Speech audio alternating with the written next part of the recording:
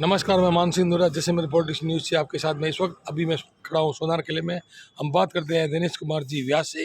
हमें ये कुछ कहना चाहते हैं। दिनेश कुमार जी, आप क्या कहेंगे, बताइए आप।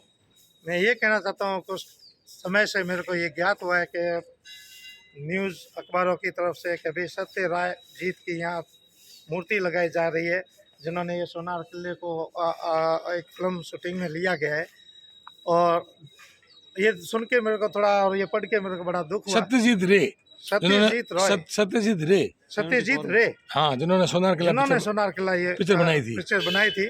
और फिर उनका ये सुनने में आया और देखने में भी आया अखबारों में, न्यूज़ में, कि भाई उनकी यहाँ प्रतिमा लगाई जावे और किले के अंदर। पर ये हमारे को गवार नहीं हुआ, क्योंकि हम यहाँ पूर्वजों से रह रहे हैं।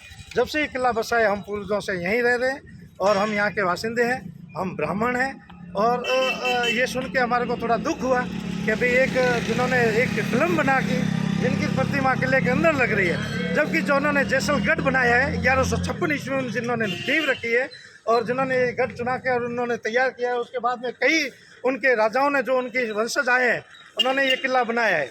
जो उन्होंने ये एक बार जिन्होंने नींव रखी, उसके बाद में महल बनाए, ये गेट बनाए, गणेश सिंह जी ने, सूरज सिंह जी ने, राकेश सिंह जी ने, और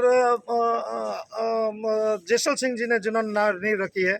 जो जैसलमेर नाम से बसा है, तो कम से कम ये होना चाहिए कि जैसलमेर के दशहरा चौक में, जहाँ उनके मेले लगते थे, जहाँ दशहरा होता था, उस जगह उनकी प्रतिमा लगनी चाहिए, न बल्कि सत्यजीत रे की, जिन्होंने एक फिल्म शूटिंग करने के बावजूद, जिन्होंने नींव रखी, जिन्होंने इसको बनाया है, जिन्होंने उनको बसाया है, उनका तो कोई नाम और निशान और पता ही नहीं, उनकी कोई तस्वीर ही नहीं बाहर।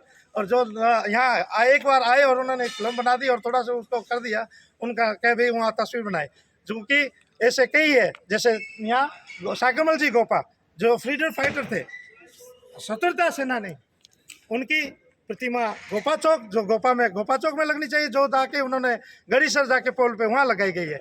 वहाँ कोई देखता नहीं है कि गोपा जी कौन है और साकमल जी कौन है, कौन जानता है।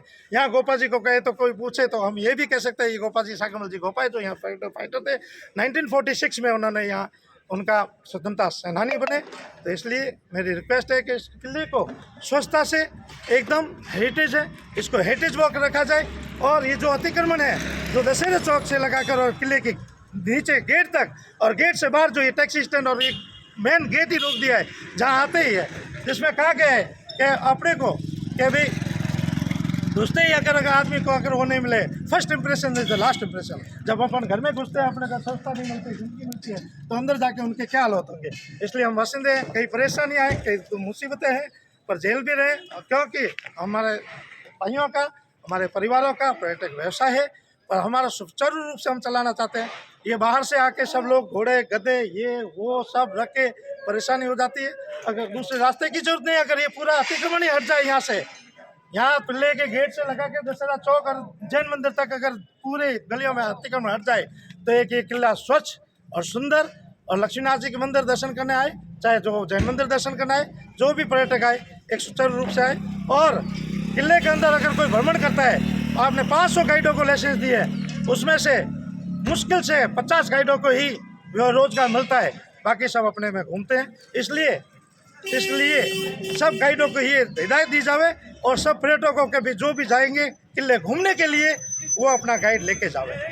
इससे उनको रोजगार भी मिलेगा और किले की सुव्यवस्था रहेगी और किसी की कोई परेशानी नहीं होगी। धन्यवाद, बहुत बहुत नमस्कार, नमस्कार, जय हिंद।